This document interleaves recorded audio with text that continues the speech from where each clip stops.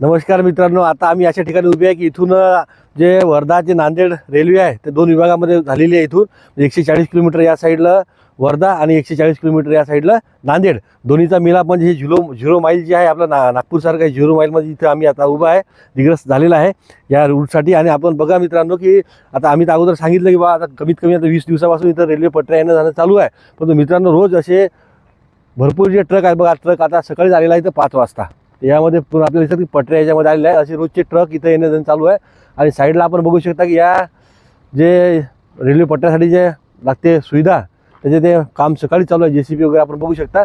आणि हे जी संख्या आम्ही जे रोज बघतो हे भरपूर संख्या वाढत आहे। दिवसभर किती ट्रक येतात आम्हाला माहीत नाही, कारण सकाळी आम्ही इथं 1-1.5 घंटाच असतो, तर आमच्या समोर तर येतातच भरपूर, पण त्याची संख्या हजारोनं वाढत आहे। आणि आपण ट्रक आता बघू शकता प्रत्यक्षामध्ये।